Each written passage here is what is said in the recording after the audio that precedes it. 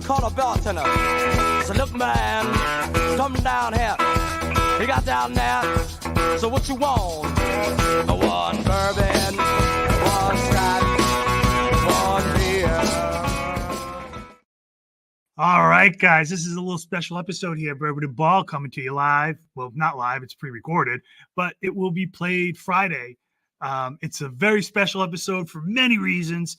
We'll give you those reasons in a second. But first and foremost, a little introduction of ourselves. I'm Doug, along here with my best friend for a very long time, Mikey V, bringing you Bourbon N Ball. This will be, I think episode 14 or 15? I think 15. Jeez, man, time flies. Time flies when you're having fun. Season's moving. So me and Mike have known each other for, about 20 years. We've been doing fantasy baseball for about 20 years. We decided why not come up with, we like to drink bourbon, so why not mix it? Let's do Bourbon N Ball, right? Fantasy baseball. So we're in a head-to-head points league. I know every league is different. Every format scoring is different. But in the retrospect of it, if you're a top 5 player in a points league, you're a top 5 player in a cats league. All right. I mean, let's be honest with each other. Those stats will kind of break out. And if you're good here, you're good there type of thing. It's those players that are like mediocre or just, a regular player you would start. That's when you start, crimping down on the hairs. And that's when you get into more of the roto or the points and whatnot. But if you're a good player, it translates. That's all I'm saying. This is MBR radio, so military broadcasting radio. So we like to give a little military affiliation with that. For me, I was a paratrooper for 6 years. I got jumps in Germany, Ireland, the Netherlands, and I was deployed to Afghanistan as a combat veteran in 2012 to 2013. So about a year. Yeah, and my father was part of the Air Force during the Vietnam War, along with my grandfather, who was a World War II paramedic. So a lot of family ties as well, Doug. It's good stuff. 100%. And of course, we are drinking our bourbon, right? Horse Soldier. The best. There it is, man. Drinking it right out of these Bourbon N Ball bourbon glasses that we had made thanks to MBR. All right. A little quick story about them. If you're not, if you don't know about them, Horse Soldier, during the initial invasion of Afghanistan, Green Berets invaded on horses. And they were called horse soldiers. So what they ended up doing was they created a distillery down in Florida, I believe is where it is. And they have 3 kinds. They have a platinum, a gold, and a bronze. And can't go wrong with either or. We're more of the gold. It's a little more smoother for us. We so like the gold. We do like that. So, man, wow, I'm so excited. Big episode today, We're jumping in, man. We're jumping in. This might be recorded, but you know what? Nothing's going to be edited because I really don't care. This is the bloopers are going to be on. All right. So this is a special episode in a couple of reasons. One of them is we're not going to do a regular format. We're going to talk about the All-Star voting in particular. So we're going to look at the lineups based off of votes. So, we'll go over every position, who's ranked first based on votes, and we're going to see if the voters got it right off of fantasy points. So, for instance, let's say you have somebody like Vladimir Jr., who is the number 1 points leader for the American League on first base. Is he the best fantasy first baseman in the American League, however? Spoiler alert, Debatable. is not. He's not in our points league. He is not. So, and we will just break it down, and then we'll do the American League, the National League, and then we will finish with who we think might win some of the end of season awards. So Rookie of the Years, my favorite comeback player of the years. Yeah. That's going to be fun. A few guys out there. Manager of the year, Cy Young, so-and-so. MVP, of course. So we're going to get to that. But first and foremost, we have someone that we're very excited to introduce. So if anybody's been watching Bourbon N Ball the last 14 or 15 episodes, we've never had a guest on here, right? We sit down, we shoot the shit, we drink bourbon. Toward the end of the show, we kind of black out, and we like to have a good time. But, however, since this is a recorded show, and it's an all-star break episode, right? Why not introduce one of our first ever followers? So we have a Facebook page, right? It's Bourbon N Ball.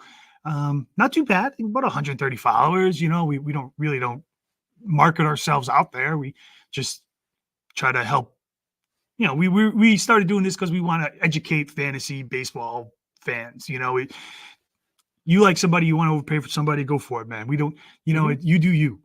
So, but before I start going on a tangent about that, I want to introduce one of our first ever followers. Great guy. He's got some military affiliation of his own. All right. Let me introduce him right here. It's Dwayne. Hey, guys. Yeah, you're on the stage, brother. There he is. Thank you. Glad to be here. Cheers to baseball, huh?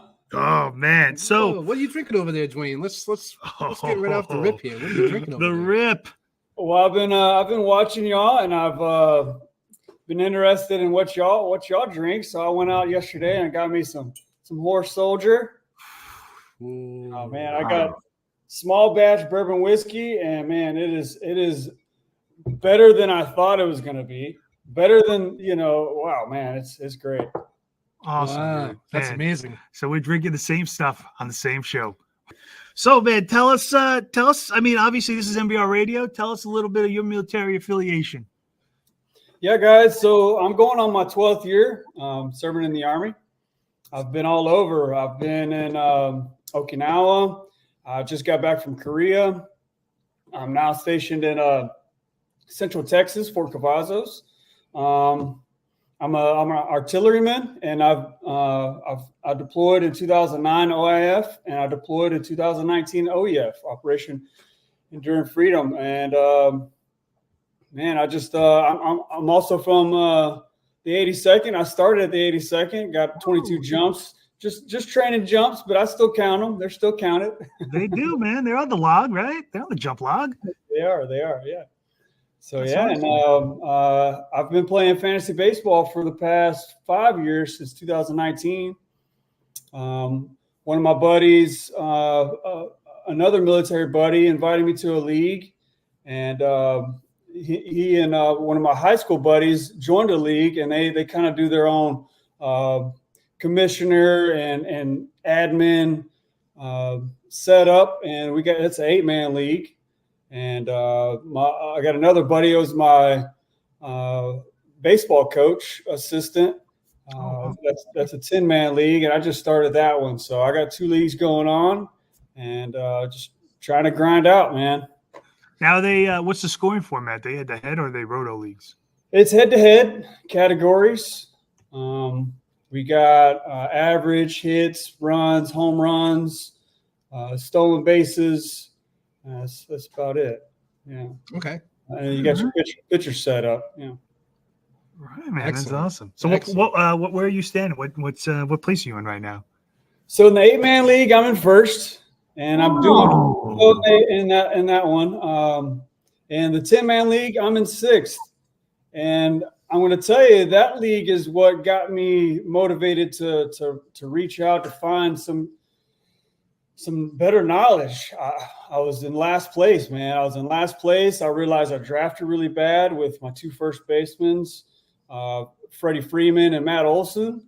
And that's where I got to meet you guys, because I was in that, man, what do? I can't have one of these guys sitting on the bench while the other one's maybe hot or maybe cold. So that's where I met you guys. And I was like, hey, teach me about maybe some trades. How can I throw some trades out there? Because only 5 years in, I've won first, I've come in third. Those are my only 2, high placement finishes. But I needed some advice, and I came to you guys. And thanks for being brilliant and for the people, not just me, but for everybody out there.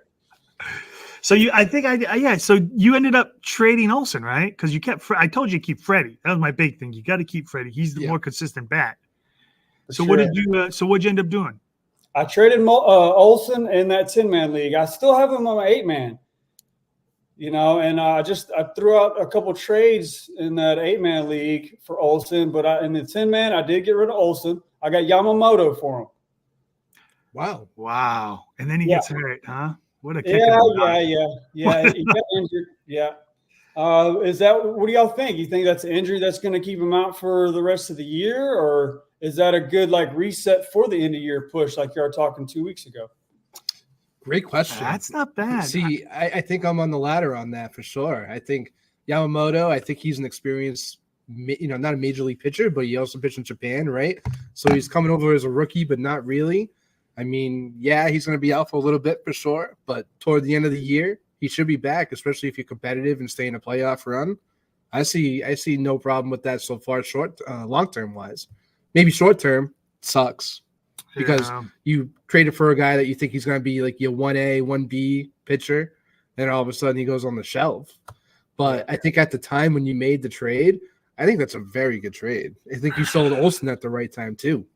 I mean, yeah, Atlanta's hitting the ball a little bit better, but he's got 2 home runs in 15 games. I mean, he's not, last year I think was an outlier for him. If you look at his numbers, I mean, you're getting Yamamoto for him. Yeah. Man. We call that trade rape. That is, yeah. I think that's an awesome trade. I mean, Dave Roberts has gone on the record saying that Yamamoto it's not a season-ending injury. So the only thing that scares me about the Dodgers pitching lineup, and I said this yesterday, was when they start getting healthy, I don't know if they're going to go with a 6-man rotation because you got Kershaw and then Bobby Miller. And Dustin May's coming back, and then Walker Buehler. So I don't, and Paxton's an injury concern. So I don't know how Dave Roberts is going to manage that. I don't know if he's going to say, you know what, let's just have him go. Let's go with a 6-man rotation, and that way it should limit the innings. Because Gavin Stone's going to be innings capped, and maybe he just wants to feel a little more comfortable saying, hey, let's run out 6. Yeah, just a lot of options in LA right now, especially when they all get healthy. But when I look at Yamamoto, I look at a guy that just got a brand new contract, $300+ million over a course of over 7 years or so. So I don't expect him to go anywhere anytime soon. So I'm sure they're going to be a little cautious, when injuries do come up. But I think when he comes back, he's going to be the same guy that he was before he got injured. Yeah, so and if you watched his stuff, Dwayne, I don't know if you watched any of his games not yet. The guy's a monster. I mean, the guy has a nasty slider. His fastball is up to 97, 98. He mixes up speeds, and he's a very accurate pitcher as well. So I think when he does come back, I think you have a potential top 10 pitcher. Now, when you look at the flip side and you look at Matt Olson, I don't know if he's a top 10 first baseman at all at this point so far. I feel like he's underperformed so far.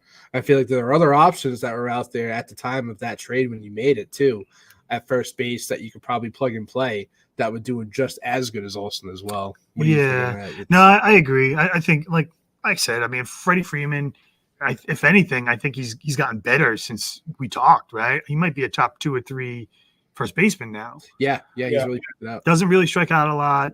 Where on the flip side, you got Matt Olson, who's probably on pace for almost 200 strikeouts. Yamamoto for him, dude, I would do that every day of the week. Even with the injury, it doesn't even make me nervous. Is it a keeper league? Because that would just be even crazier. No, no keeper league. It's redraft. Okay. It's still a good trade. Love that trade. And you said you kept him in your 10-team league right now. Yeah, I got 2 trades going out. Somebody's coming for him. Somebody wants one of our buddies. He wants them. He wants Bo and Morel, Bichette and Morel for Olsen. And I've dropped, dropped in my 10-man Bo, and I just kind of gave up on him. I also dropped Morel because Stott was on the board. Stott and Crone were on the board. So I was like, man. I like Crone. Hot and cold for Morel. Plus I had Belly on the lineup. So I don't like too many of the same teammates on the same team on my roster. So anyways, back to this. I got Bo and Morel out there for Olsen. But this one, if he wants Olsen, then I want to come with something similar to what you were talking about 2 weeks ago. And I admit I didn't catch your last yesterday's show, but when you were talking about 2 weeks ago, you're talking about like the Dylan Ceases or the Bazes, the ones that are the starting pitchers you probably want to go for and buy a little bit lower and surprise, like the buys that can pull you through the end, and the pieces that might surprise you, and because he's one of those consistent guys. So what I'm learning in my fantasy this year in fantasy baseball, thanks to you guys and just kind of being more aware of how the game is played, you got it's like 60-40. It's 60% skill, 40% luck. You got to have a lot of luck with the trades, the possible Matt Olson's breaking out or the Corbin Carroll's breaking out after the All-Star break. That is, you're throwing some dice out there. You might get lucky, or do you stick with the dependables like Freddie Freeman, even though he's older? Do you stick with the dependables? So I'm learning those trade ideas. Like, okay, I see what you want. Let's talk about it in our personal chat. Let's see what can I benefit for you and how can I benefit for myself, because Bichette Morel, it's trash, man. Yeah, brother. That's trash. I know. So I was like, okay, you and Morel, you're throwing some feelers out there. I'm going to throw out, I want to get some starting pitchers that'll push me to the end. That's it. I've never really thought about that because I got Louis Gill, I got Crochet, I got Reynaldo Lopez, those guys that might get capped. And this is my first year of understanding the cap and innings limit. So I'm sitting out there, and you'll hear from me. You'll see me like, hey man, help me out, or on the Facebook the pages where y'all post and you give other people advice. I'm out there looking and trying to understand the game a little bit better. So yeah. It's interesting you talk about consistency, because I had said that yesterday. See, I'm a guy that likes consistency. Yeah. So I'm a guy that would like Freddie Freeman or Jose Ramirez, like, the guys that I look at strikeout rates, because our league, if a guy strikes out and you have 5 guys that are common hitters like that, like say like Riley like 3 weeks ago, and then Matt Olson, and then Corbin Carroll, like those guys were striking out. If you had all 3 on your lineup, it would kill you in a week, especially if they all struck out. So I look at it like I'm a guy that likes consistency. Mike likes to take chances. Okay. So I'm all for Freddie. As far as the innings limit and thinking of the future, I think that's the way to go. I mean, I have Lopez. I do like what Atlanta's doing, because instead of having him go 6, as much as I want him to go 6 and get the quality start, if they're up like 6-1 and he pitches 5, they don't have him come out for the 6th. Yeah. So they're already kind of managing those innings, which I like, because it just means he might get an extra couple starts down the road. If he goes 6 innings, 10 games, that's a whole nother game he could have pitched. Yeah. Right. It's like playing a game within the game, right? You're talking about inning limits, and there's different ways for teams to go by it. For instance, Christian Scott, right, for the Mets, he got sent down right before that London series. He hasn't seen any major league time since. They say they want to keep him in AAA, so they keep his pitch counts, consistent of what he's been doing, and then he's going to get called back up later on. You have guys that get shut down later in the seasons if they're not competitive enough. And then you have a team like Miami. I look at a guy like Max Meyer, who is a very good, highly talented prospect, came up earlier this year, pitched a little bit, but then they said, hey, we're going to send him down. He's only going to pitch 3 or 4 innings down there. And then after the All-Star break, we're going to call him back up. So teams go by their inning limits very differently. And I think that's because of depending on how competitive they are in the season. Now, you could talk about Skeens. You could talk about Jared Jones. They kind of already came out and said we're not going to try to limit them at all. I'll believe that when I see it in September when they're not competing. And then they say, you know what, we're gonna renege that and say we're gonna go in a different direction and wait till next year for that.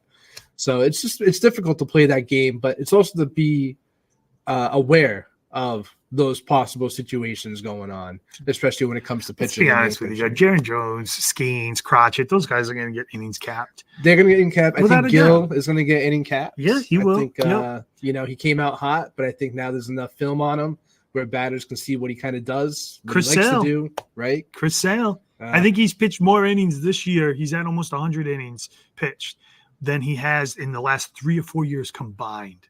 Yeah. He's at 100 innings, and he's pitched – I think last year he pitched 13. The year before that with the Red Sox, I think he had something like 70, and then he added something around like 50 or so. So he's right around where he was in 3 years. But to Dwayne's point, though, you get 3 pitchers right now that potentially could be limited. Yeah. Right? Between Crotchet, between Gill, and between Lopez. So is this the league that you have a 10-team league and you're in 6th place right now, or is this your 1st place league? Well, I got Might be both. very similar lineups in both. I'm not gonna lie, very similar lineups in both. I got in my 8-man, I got Louis, Crochet, Reynaldo. That's the one where I got Yamamoto for Olsen. But yeah, those are. But I also got I picked up Robbie Ray from Y'all's Advice. I've held on to Meyer. And I'm still holding on to Hawk, even though you had some bad words about him the other day.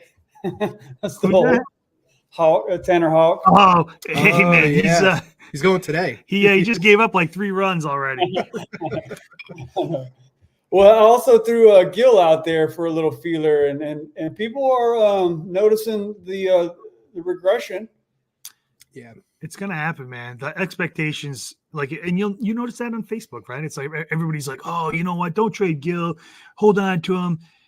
Come on, let's be honest. Like, he's not gonna have an ERA under like 3 for the rest of the year, right? No. I mean, the expectations need to be set, and a lot of times these people just expectations are through the roof, and some of that stuff just kind of blows my mind. The way people give advice. It's like, he's hold on to him. Is he good? Yeah, he's good, but he's not going to be consistent with those numbers. No. Yeah. And the whole thing with Crotchet being traded, like, listen, he's going to get limited. If he gets traded, it'll be to a team that'll either use him as a innings relief pitcher at some point. Middle or long. Yeah. Yeah. Or maybe it's a team that's building and they just want to trade for him because he's got 3 years of controllability in his contract. Yeah. So if I'm the Red Sox and I need a starting pitcher, why not? If they're selling, why not trade for him now? And at least I'll have Crotchet for 3 years on my team. Yeah. That's it. If he gets traded and he goes to a contender, he's just going to be a middle innings guy. He's not going to start because you got to cap those innings. Him too. I think he's at almost 100 innings, right? Yeah, he's up there this year. So he's definitely racking them up. It is what it is with that, but it is time to start looking at the future. I mean, you're halfway through the fantasy year. So, yeah. Now's the time to trade, in my opinion. And the idea of holding on to some of these people because they might break out or they, who's to say they will or they won't? If you can get a Yamamoto for Matt Olson, man, you do it every day, right? Even if Matt Olson comes out and starts hitting, 20-something, 30 home runs, like he might, you still get, when healthy, a top 5 starting pitcher. Mm-hmm. Yep, and you also, even if he is healthy and he starts raking, you didn't draft that guy. You still didn't draft the guy that you thought you probably drafted in the beginning of the year with Olsen. Whatever he gets from now to the end of the season is not going to match that production that you wanted. While Yamamoto down the road will be much more valuable when it comes to eating innings, strikeouts. I think NL West has a pretty good matchups across the board. If you're the Dodgers, I don't think there's a lot of great hitting teams in that division. So he's going to see more, hitting friendly teams than not for sure down the road. I don't know. I love that trade. I'm actually really happy for you, Dwayne, on that. This is a great trade. That was kind of a steal. I don't care, but I'm going to care about. And but you know what that sets you up for too is when he does come back and say Crotchet gets in, he's capped at some point. Now all you got to do, you can throw Yamamoto in that spot. Yeah, you have a backup right there. That is a perfect scenario. Best case, in my opinion. So yeah, I agree. All right, man. So we are gonna start hopping into the All-Star voting. You just gonna stay on for the whole show? Hey, if I'm welcome, I'm staying. Let's go. Oh, man, that's not even a question. Always welcome. All right. So let's just jump right in. Right. Let's go to the American League. I put together this. Looks like a ninth grader might have done it, but I've done it. A little picture of the AL top vote getters. Looks like a child's picture, but it is what it is. Hey, it does the trick. It does the trick. That's good. That's simple. So, what I'm going to do is I am going to just list them all, list their numbers, see if somebody was ranked a little higher, and then we're just going to discuss them, right? We're going to see if we were surprised, we weren't surprised, maybe talk about them a little more because we still got some time because we're going to do the same with the National League, and then we'll go on to the whole awards portion of it. All right. So these are all, again, top vote getters. Numbers don't really matter. They're just popularity votes, in my opinion. Mm-hmm. All right. Vladimir Guerrero. Now, these numbers have been updated today, 629. So when you're watching the show, he probably might have a couple more home runs and a couple more points. So just bear with me, okay? He'll probably still be ranked the number one top vote getter for first base. Most of these people are still probably going to be ranked number one for vote getters in their position. Most likely. So Vladimir Guerrero, he's 98% owned first base for Toronto. He is having a really good year, bounce back year. Actually, the last 3 weeks, 291, 12 home runs, 44 ribbies. He's even got a couple stolen bases, only 58 strikeouts in 81 games. That's surprising. 217 points, 2.6 to start. However, he is not the best fantasy first baseman. Ooh.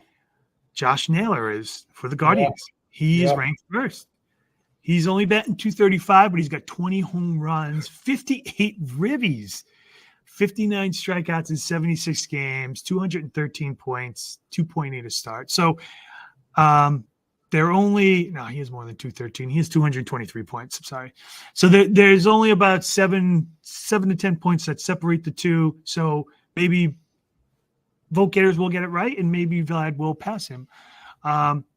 Jose Altuve, second baseman, 99% owned. He's batting 304. He's got 13 home runs, 50 runs, 13 stolen bases, 67 strikeouts in 80 games, 2.7 a start in our points league. He is first in the American League in points. Marcus Semien is second, and he's 10 points behind him exactly. Jose Ramirez, third base for the Guardians. He's 99.9% owned. He's about as 100% as you can get. 278, 22 home runs, 62 runs, 73 ribbies. That's a lot of RBIs, man. He is a monster. 42 strikeouts in 77 games. 318 points. 4.1 points a start. Gunnar Henderson, 99.8% owned shortstop. For the Orioles, he's hitting 290. He's got 26 home runs, 72 runs. This is like the year of offense, man. 13 stolen bases, 316 points, 3.9 to start. And he's ranked first. Aaron Judge. Now, these numbers are ridiculous. Batting 310.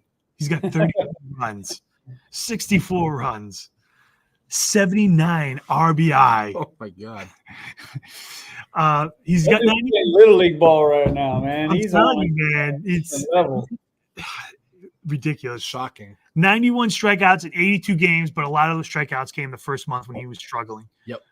333 points, 4.1 a start. He's ranked first. Soto's ranked second, right behind him, and he is second in votes as well. 302, 20 home runs, 68 runs, 60 ribbies, 60 strikeouts in 81 games, 3.8 a start, 307 total. And Tucker, 266, 19 home runs, 42 runs, 40 ribbies, 10 stolen bases, 41 strikeouts in 60 games, 3.9 a start. He, however, hasn't played in about 3 weeks, and he's still ranked fourth in American League outfielders. The only person that has surpassed him and is not a higher vote getter is Jared Durant from the Red Sox, who's batting 286. He's got 55 runs. He slipped through my searches. Durant, yeah. He's 20 stolen bases. He's averaging 2.9 a start. Adley Rutschman for catcher. He's the number one catcher in the American League. 315 home runs, 55 ribbies, 63 strikeouts in 77 games, 2.9 a start. And then last but not least, Yordan Alvarez, who turned it around kind of similar to Aaron Judge. He's batting 294. He's got 16 home runs. He's got 41 ribbies, 4 stolen bases, 52 strikeouts in 78 games, 2.9 a start, and he is as well ranked first for DHs in the American League. So Oh, a little winded. Those are the numbers. Those are the guys. Surprises? What do you think? Anything really? I tell you what, I think Vlad Guerrero. I think the theme that you see with the American League is that you have some late bloomers, right? Vlad Guerrero really starting to hit the ball lately. Judge was a late bloomer this year. Alvarez was a late bloomer this year. Even Adley, the past 3 weeks, really, really started to put it on and really started to add up.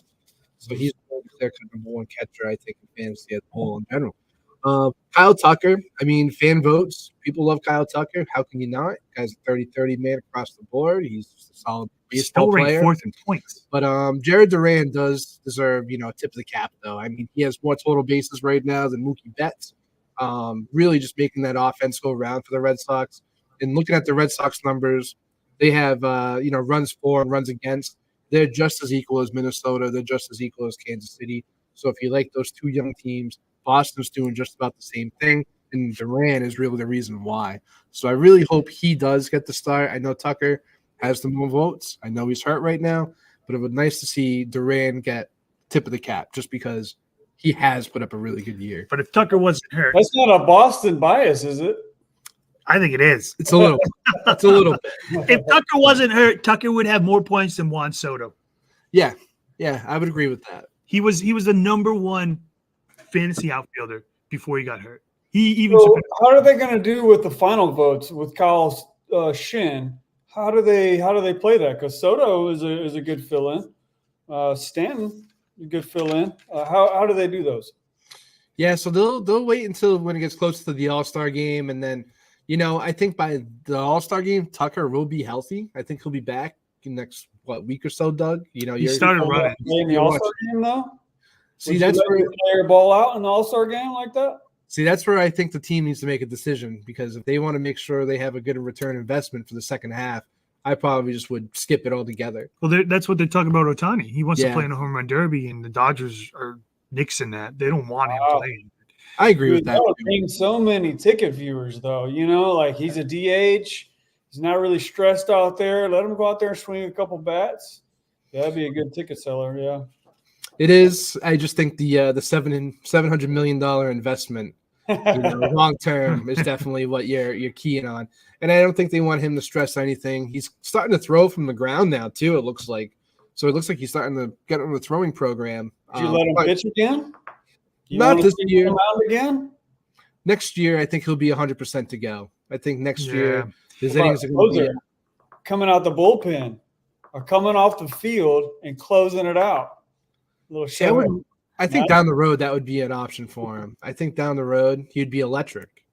A guy like that throwing 100 miles an hour coming out of the bullpen, being like one of your top end guys. It's not a bad idea. I don't think the Dodgers paid that much money for. I know. But the injuries, you keep on pushing the guy, and the injuries. Like, how long are you going to keep on pushing the guy? My thought behind it was they signed him to that contract because Kershaw's on a 1-year deal, and I feel like Kershaw is probably going to retire next year. So they're thinking Ohtani's going to come up and take that place in the rotation. Yeah. That's my mentality behind it. So they'll have him, Glasnow, Walker Buehler, and then Gavin Stone, Bobby Miller. Man. So I think when they signed him, they were thinking more of the future. But we've seen it in the past, though. We've seen prime starters go into that bullpen. Kerry Wood. David Price did it. Chris Sale did it for a little bit when he was with the Sox. Mark Pryor. We saw Kurt Schilling do it back in the day. It's just there is a history of it. John Smoltz. As people get older, John Smoltz, the greatest to ever do it. Come from a starter, from reliever. Derek Lowe. Yeah, I can go on. There's so many guys that you can do that with. I just think Ohtani has a couple more years left of starting, and let's see how he does next year. Early mid-20s, mid to late 20s. Worst case scenario, he does something to his arm again, and they say, "Hey, we don't want you to pitch anymore." So be it. Then Before we go on, would you draft him as a pitcher and a batter? So that's a question. Yeah. So in our league right now, he's drafted as a pitcher and a hitter, right? You can have him bat sometimes, and then if he's a 2-star pitcher for the week, throw him in there as a 2-star pitcher. Mm-hmm. My thing, and this is what I had told some of the guys, is we should split him up into 2 players. Yeah. The pitcher and the hitter. So you can Yeah. draft him as a pitcher, and then someone could come in and draft him as a hitter. Right. That's what I think they should do. That's I what we don't do know. in our redraft. We got Yeah. both of our leagues are set up like that. Yeah, ours isn't, and I'm not a fan of that. I'd rather have them split up, and because if you have him as a batter, does it really make sense for you to? I feel like he could score just as many points batting as he could if he gets a win for a pitching. You know. Well, if you double statted them, you're getting points on both ends. You're getting points. If you draft them both times. Yeah, but see, like I said, our league they only have them. You can either plug them in at one or the other. Okay. So if he was pitching right now, I don't even think I'd put him in as a pitcher. I'd rather just have him as a bat because he was on our who's hot list a couple weeks ago, and I think he ended up with like almost 50 points as a hitter. And there's only a couple of guys that do that too as hitters. You know, Ohtani's definitely one of them. I mean, Bet slowed down before he got hurt. Jose Ramirez is definitely another one too. Another one that just consistently gets you 3-4 points a game. Doesn't matter if he hits a couple singles and a stolen base, he just gets you points. And Ohtani's one of those guys where like you just set and forget in the offensive side. So it's tough when, like, I like your setup better, Dwayne, where you do have 2 Ohtanis in your draft pool, because when you have one, you have to make a tough decision, and then it's almost like wasted points too. You know, you're wasting points if he's a good starter. And let's say he goes 6 innings, 10 Ks, 1 earned run. You know, in our league, that's 24 points. It's a lot of points, but most likely because who he was playing against, he was probably started as a hitter. So then it's like, well, you just wasted, you know, the league just wasted 24 points on a guy that most likely is not going to get much starts because of that. So I'm in agreement with you. I would like to bring that up to our commissioner. Man, it's a good thing this is recorded. You know, bring that up. We'll show this to our commissioner. This will be our argument. But I'm not against it. But, you know, next year we'll see Ohtani pitch. I think he'll pitch pretty decent. I hope he doesn't get hurt. I want him to succeed because he is electric when he's out there. And then we'll see where he is, you know, in a couple of years. Maybe they'll make that decision of maybe limiting him and really just focusing on the hitting, because his hitting is just so valuable. Yeah. Too valuable. There's a couple numbers that surprise me when I look at some of these some of the hitters. Gunnar Henderson, 26 home runs. Yeah. For a shortstop, you talk about like Nomar Garciaparra. Like, you know, that year he hit 40-something home runs. I mean, that 26 home runs and 72 runs. Yeah. That's amazing. I mean, in Jose Ramirez, you know, 73 ribbies. And shout out to Bobby Witt. I mean, we haven't talked about second him place, yet, but he's balling. Easily could be in that Gunnar Henderson slot. Easily. So, Dwayne, I got a question for you, right? Who would you rather have? Gunnar Henderson or Bobby Witt Jr.? And tell me why. Okay, just shooting the shit. Good question. In my 8-man league, I have Bobby Witt. I have the Bobby Witt and Michael Garcia stacked. They are set, forget. I haven't moved those guys. Love it. And I'll tell you what, I got Paredes, Steer. I got a good combo of multi-position guys in my 8-man league. And I love my 8-man league. I tell you what, I love my 8-man league. We got a bunch of bench spots, a bunch of IL spots, a bunch of NA spots. It's almost I talk a lot of crap with my 10-man league, and they tell me that's a card collecting league. That's funny. But the 10-man league, I got Gunnar, and he's a set and forget. He's my third. He is my shortstop. Ooh, he's third base eligible though this year too, right? Mm-hmm. Yeah, he's my shortstop. My third base is Royce Lewis, and as we're talking, I need to set Royce. I can't. He's sitting today, and I've been focused on this, so I'm going to miss out on a third base slot. But it's okay. It's okay. We're looking good. Okay, the question was Gunnar or Witt? What was the question? Yeah. It's a tough one. I don't think there's a wrong answer either. There's not. No, there's definitely not. But I like both they're a little different, right? Because Bobby Witt's going to get you like 40 stolen bases plus. And Gunnar isn't going to do that. I think he's only got 13. So he's on pace for, 25, maybe 30 stolen bases, which is still pretty good.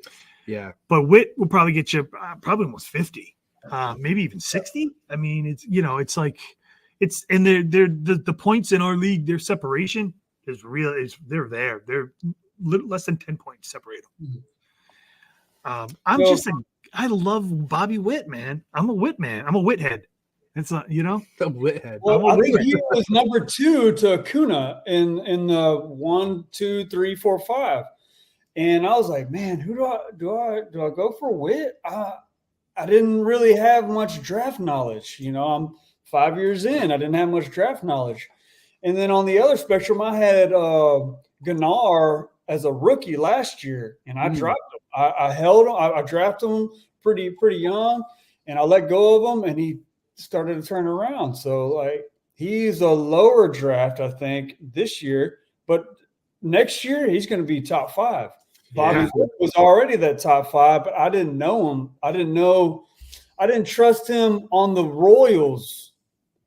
That offense is, That's fair. I mean? Yeah, no, Orioles offense is much better. They're more top to bottom, more better. And like you said, you have Garcia. They're going to come out. They're going to come out and get they're going to be the best in their positions. AL and NL. Yeah.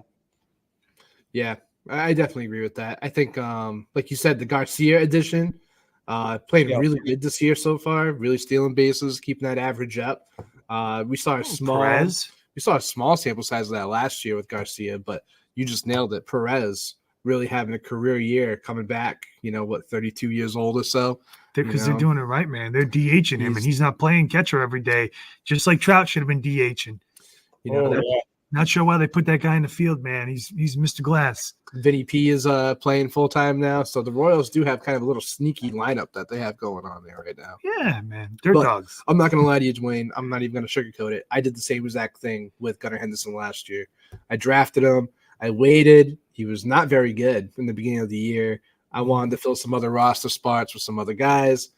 I dropped him, and all of a sudden, that second half really just turned it on. Now. When I look at this, when I look at that question, short-term, long-term, if you're in a keeper league, I'd probably go with Bobby Witt. And it's only because I look at Gunnar Henderson so far, right? 26 home runs, batting .290. I mean, he's on pace for almost 50 home runs this year. Now, when he was drafted and then we got called up, did we expect a 40 home run hitter out of Gunnar Henderson? I don't think we really did. So I think he might be. Well, sure, yeah. I think he's kind of overperforming a little bit so far at this point. That's a good point.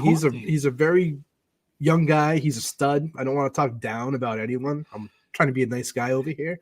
But when I look at Bobby Witt, I see more sustainability with the stolen bases. He just swings a good bat, so I think his home runs could go up a little bit. But I just think longevity, I think Bobby Witt might be my guy.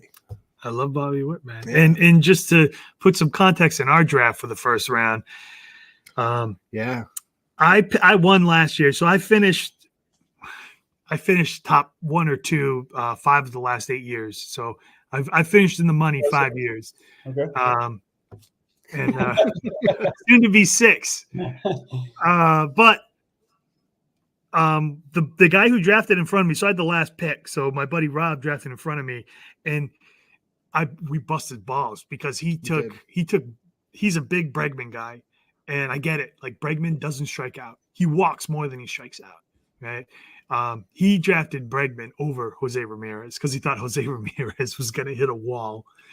And when I went up and I saw Jose Ramirez there, I was like, dude, easy draft pick. To think nothing would have ever told me that Jose Ramirez was going to hit a wall. Not only that, even if Jose Ramirez is better than Alex Bregman every day of the week. For sure.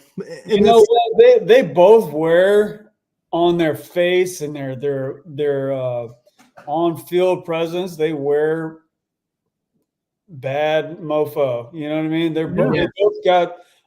both got the ability, but Jose Ramirez is definitely pulling his weight. You know, Bregman's just he's hit his wall this year. I don't think Bregman's done as he's done, he started to turn it up a little bit.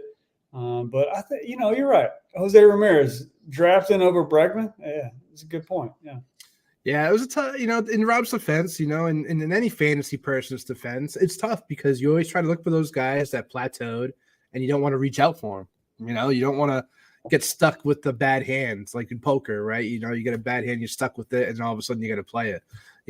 I think what Rob, our guy, was trying to do was, hey, Jose Ramirez had this great career so far. I think he's only 31, 32. 31. This could be the year that he could trumble. So I get that aspect. But when you look at Bregman's numbers, this is a hot take, I think. Do you think Bregman already peaked in his career? He already hit 30-plus home runs this season. I think his highest average was like 260 in one of these years. Really, he's like a 240, 230 kind of guy. He does walk a lot. He doesn't strike out too much. But do you think we've already seen the best of Bregman to this point, too? What is he, 28, 29? I mean, it's something to at least think about and talk about. I mean, I'll tell you, man, what a time to just suck, right? He's going to be a free agent at the end of the year. He wanted to sign this lifetime contract with the Astros, right, and be with the Astros. And he comes up and he puts up some of the worst numbers in the first 2 months of the year for him, for his standards. Albeit he still walks more than he hits. I mean, strikes out. That's good for OBP. Right. Yeah, exactly. That was we did a little take on him as, does this guy really suck? And we look at his numbers, and you look at his numbers this year, they're kind of on par. Obviously his power numbers and some of his other numbers are down, but his walk rate is just on par with his career. Mm-hmm. So, and Mike actually traded for him. And as soon as he traded for him, the very next day, what does he do? Hits a 3-run bomb. Yeah, it's a homer. Yeah. It was actually a very fair trade, too. It was Corey Seager for Bregman. And, I mean, Seager this year is kind of in the middle of the road. When he's healthy, he hits pretty decent, but he had a slow start. And my biggest thing we talked about before, strikeouts. If you strike out too much, that can lose you weeks. If you have 4 or 5 guys that strike out too much in a week, that can absolutely kill you. So I went with the guy that didn't strike out. Well, y'all playing points and with strikeouts, I've never played in that. That seems very wow. You got to be ahead of the game. Like, okay, who is a strikeout guy versus a good walk guy like Bregman? I don't know anything about that, so I can't speak on that. But knowing that, well, you want a guy that's got a good eye. Okay, doesn't strike out much. Does that translate to the further in the year to where it's the race is on, first, second, third, wild card, the race is on. So who's going to step up? And you got those guys like Bregman that's struggling a little bit in the beginning of the year, but you got the good eye, low Ks. So those are all. It's going to be interesting to see what the Astros do. I mean, they're in the playoff hunt now. They weren't last month, or a couple months ago. I think the A's had them and the A's were similar records, right? Yeah, they were. They're starting to pull away. They're making a push. I mean, who knows next month when the trade deadline comes where they are? Do they trade Bregman and just say, hey, listen, we're going to trade you, but we want to re-sign you. So let's trade you now, get some prospects, and then once you're a free agent, we want to sign you back. Oh, I saw some information on that. That's a wild thought, and that's a wild thought to project in the fantasy realm too. Especially the keepers or redrafts for next year. It's beautiful knowledge. Yeah. It is, and we had talked yesterday another one like Paul Goldschmidt. Where would he go? He could go with the Yankees. They got Rizzo, who's out. You could even say Bregman could go to. I could see Bregman with the Yankees. DJ LeMahieu at third. Yeah, there's the buyers. It's the Yankees. He kind of fits the bill. He kind of. Those are Yankee guys, man. If Bregman go to the Yankees, we'd hear a lot less, fewer boos in the Houston stadium. Yeah, you might. I think a little bit. After you get rid of him, it'll just be Altuve just about, and then I think you'll see some more cheers than jeers. Yeah, but it's funny though because like we talk about the strikeouts a little bit. Just going back to that real quick, a guy that we all thought was going to break out this year, that was going to be good, coming back from injury, potential comeback player of the year, O'Neal Cruz for Pittsburgh, right? He's got all the tools to be a 5-tool player. He's got power. He's got the speed, obviously. He's got the tools to be a top shortstop in the league. But when it comes to our league and fantasy, in the fantasy world, he strikes out over 30% of the time. So, yeah, he might hit that 2-run shot, gives you 7 points, but all of a sudden he strikes out 2 or 3 times in the game. And all of a sudden, you just lost 3 points. Oh, and a lot of times he will do that to you. So I just got to say, Jared Duran hit a home run right now, and Tanner Houck just gave up 7 runs. Oh, I haven't been looking. I love the scoreboard browse during the show. It's fun. Yeah, and Jose Ramirez hit a home run and an RBI double. Well, how be it? That's Barry Bonds Jr. right there. The guy has great plate discipline, hits for power. He's good. Walks, a ton, doesn't strike out. Like, the guy is like a modern day, 2024 Barry Bonds. Crazy. Love it. All right. So we got the American League out of the way. You ready to just hop in the National League? See what you got. All right, let's play. Let's put up those preschool picks real quick. There they are. Preschool picks.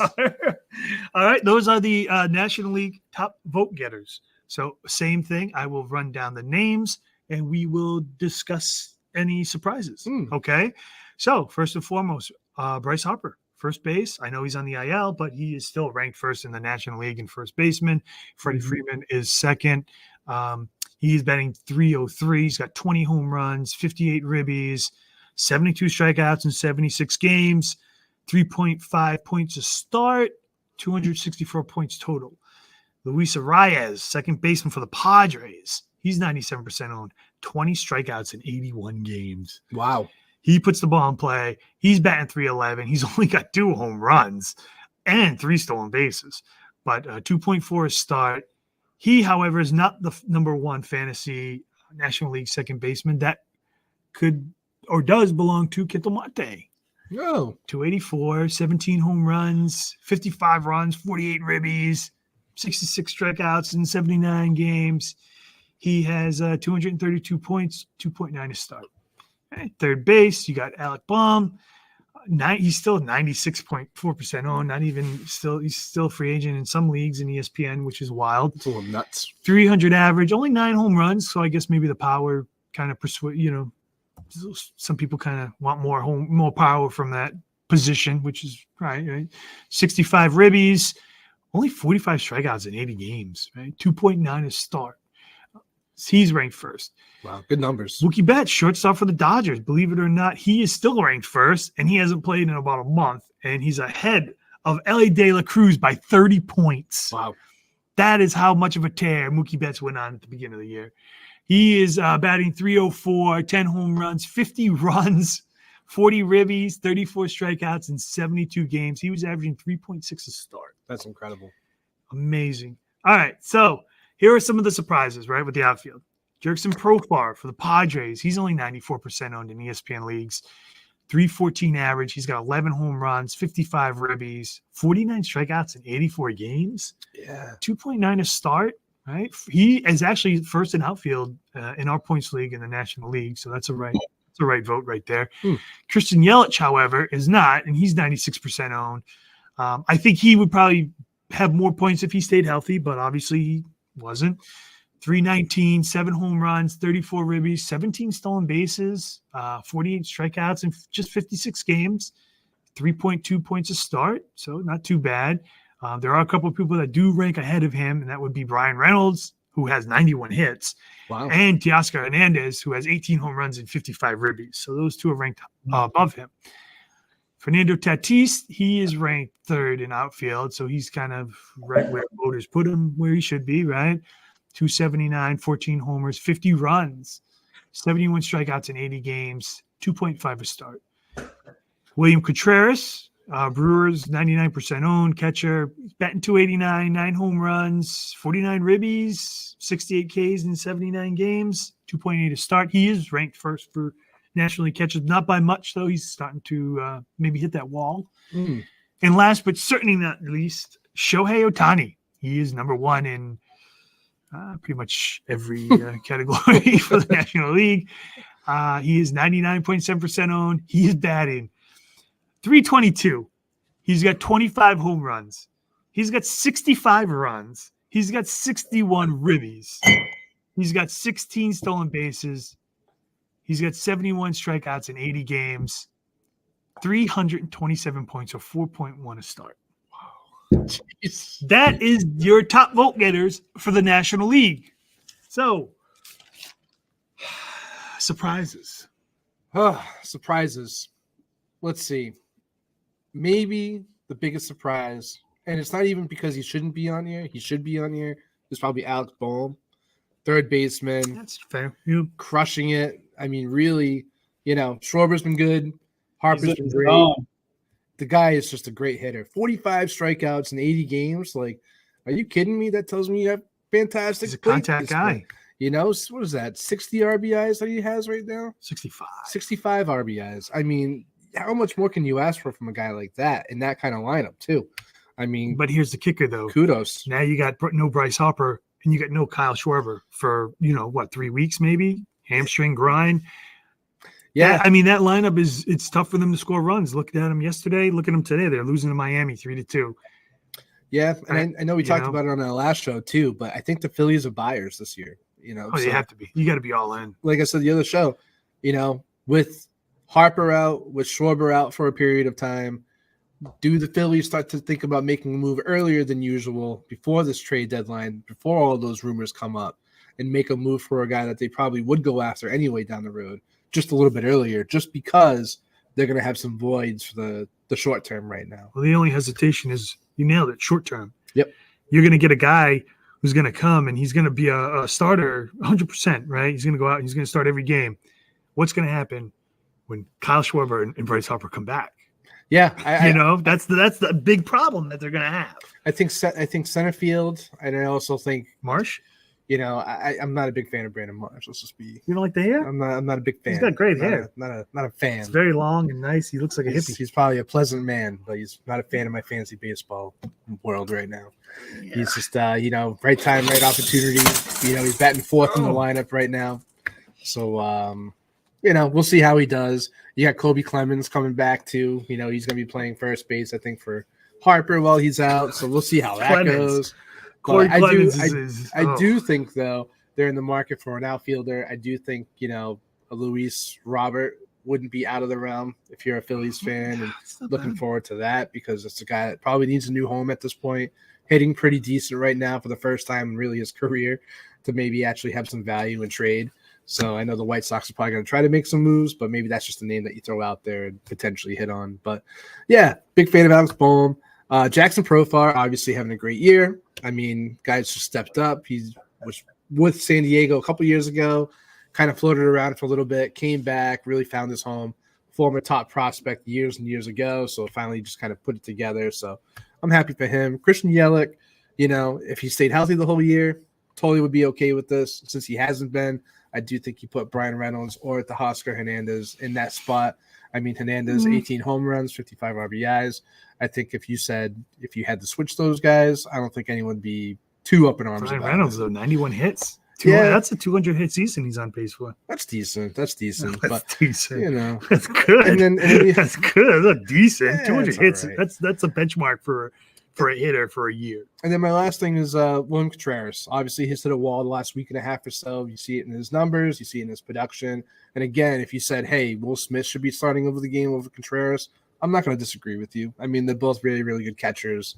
It's just about the fan voting, right? But from a fantasy aspect, they're both very, very good. So no complaints there. Dwayne, what are you thinking so far over there? What do you think about this National League All-Star team? Well, I agree with a lot. I like the Contreras, the catcher. Got the more home runs, more runs. Harper on the IL. My question for y'all is, you got Harper on IL. Do they introduce him to the All-Star game? Like, is he in there? Like, how does that work? So if he's if he is the number one fan vote getter, he does get introduced. He just doesn't play. So they will have a backup. Usually it's like in this case, it would probably be Freddie Freeman if he accepts it, because he's the. So that'll be that Freeman will be on the 1 through 9 introduction as starters. Yes. Yeah. Yep. Right. And then Harper's just in the excess part of the lineup. Yeah, he's just going to show up to have a good time. Yeah. That's all he's got to do. Pretty much. Have a couple drinks make and an appearance.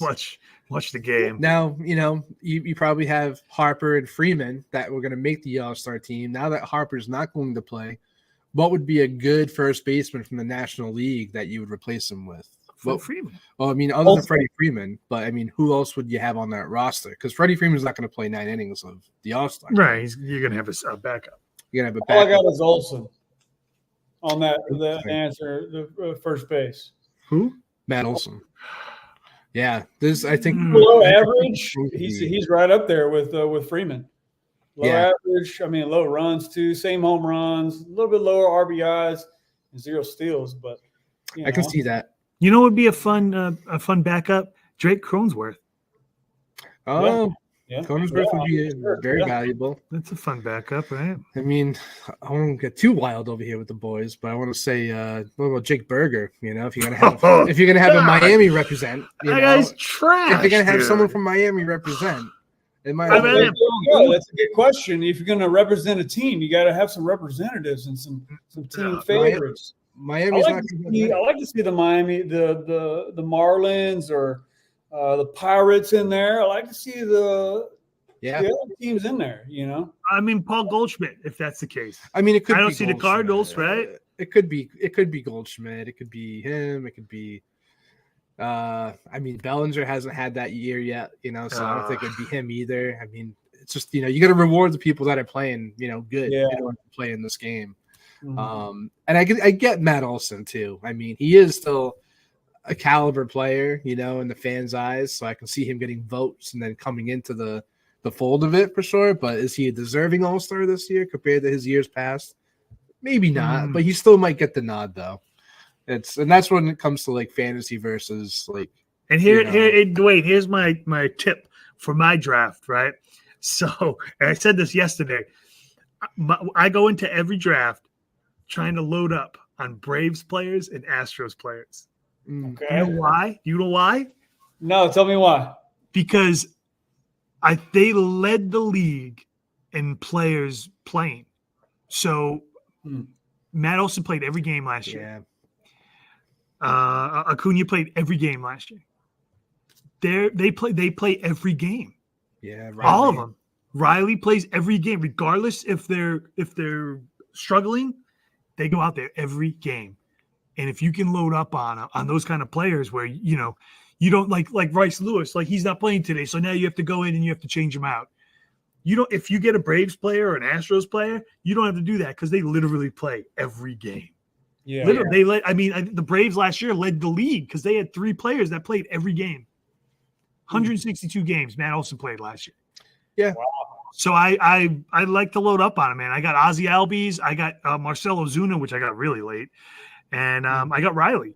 And then for the Astros, I got Kyle Tucker. So I always say, if you can load up on guys that play every game, you're really not really having to adjust your lineup as often as you really. It gives you more time to look somewhere else. Definitely. I agree with that. Now, Dwayne, did you say it's a weekly league or is it a daily league that you have? Every day I got to change the lineup. I got to check out batter versus pitcher stats, probabilities and past situations. But it's daily. Yeah, so that means you got to look at lefty matchups, righty matchups. You could have someone on your bench that's just a primary. He hits just off lefties, so he's not going to play every day, but in your daily league, he might be because depending on who's pitching for him against him, right? Yeah. So you have to make those decisions on a daily basis to make sure, you're playing the right matchups too at the same time.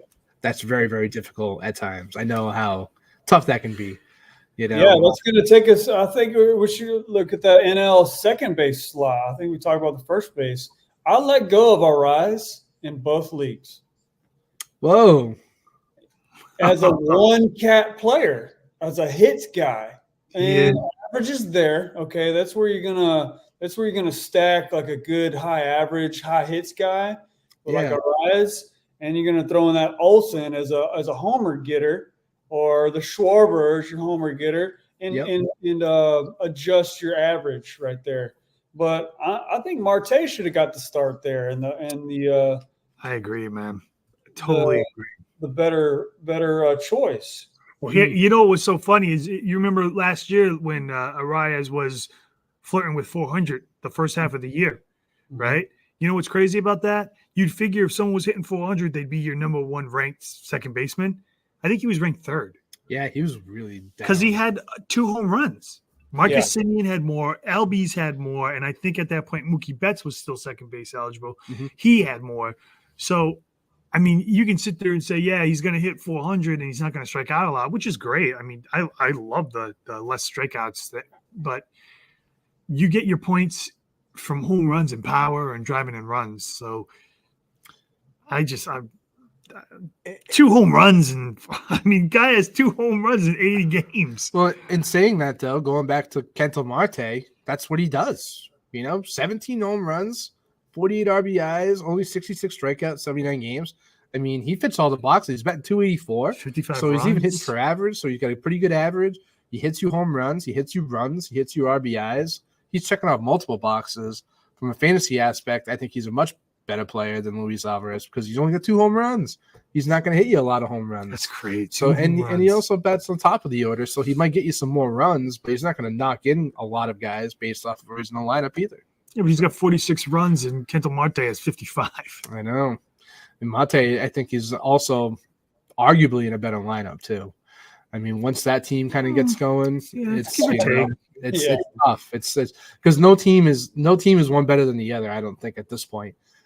Between Arizona and San Diego. So both those guys bat relatively in the same spot in the lineup. And the talent behind them, you could maybe say the Padres have a little bit more because you have a Tatis and, Machado. He homered today. But then again, when Gurriel is hot, when Christian Walker is hot, when Corbin Carroll's batting decent, which we haven't seen so much this year. So, I mean, there are guys that are, sustainable in the lineup to help Marte get through his numbers to get him up. But yeah, I think it's a coin toss. I think I'd rather Marte. Of course. I think that's a tough one. I think I talked myself into a bind on that. I'm not sure. Maybe it's the bourbon time. I don't know. No, I mean, Arizona is looked at as like maybe they'll come around. Maybe they'll come around, and I see a lot of big buy-ins on the possible playoff World Series push. A lot of big buy-in on that. And then Arias is a big name. I drafted Arias, and people pass him up. And I know that he's in a big slump right now to where he's on trade talk right now for me in my situation. I want him because I know he can be consistent, and he's in a new Padres lineup to where how is he just big average and big hits? He's got to get in there on the runs and the RBIs at some point, right? 22 RBIs in 80 games. Come on, he's got to get in there, and maybe some some hit and run situations. Get in there, man. And to your point, you'd figure he'd have more stolen bases. He has 3. Yeah. Well, yeah, for sure. Yeah. And then so you got Stott on the back end on that. I think he's third on all-star votes in that position. Yeah. Do we vote for big Phillies names, big names to what we want to see in the all-star game? We want to see Marte hitting 17 home runs in the all-star game. Yeah. We want to see the big boppers, Oh, right there with you, man. Padres down in San Diego, they want to see our Rays, but he just came from Florida, and that's why I hold on to him because he's the Florida guy, and I knew he'd get traded on to somewhere else. Let's see how he fit in, and as soon as he didn't really fit in that great, I released him to looking for more stats, more cats. Yeah, I think you nailed it. I think you said he's one-dimensional. He does one thing, he hits for average, and he doesn't give you the home runs, he doesn't give you the RBIs, he doesn't steal the bases. So, there's probably other guys, especially in the categories league, that you can go after especially at that time when you dropped him. You might have had a Stott that was still a free agent before he started really putting, consistent numbers up for sure. I like Stott. I think he's a very good baseball player. Why do we platoon Stott though? Why is Stott one of those guys like, all right, well, we're only starting in certain situations? Do you think he'll come around? I think it's because he'll probably get more playing time now with the injuries. Mm-hmm. It was at the beginning where they're like, okay, you know what? Now we got Trey Turner back. Now we got, Baum's going to play third. Harper's at first. We still have Whit Merrifield who comes in and plays outfield once in a while. Like you got Marsh in the other outfield position. It's a full lineup. So what they're doing is they were just trying to platoon him around. That's why he's eligible in like 3 or 4 positions, right? Second short, outfield. Yeah.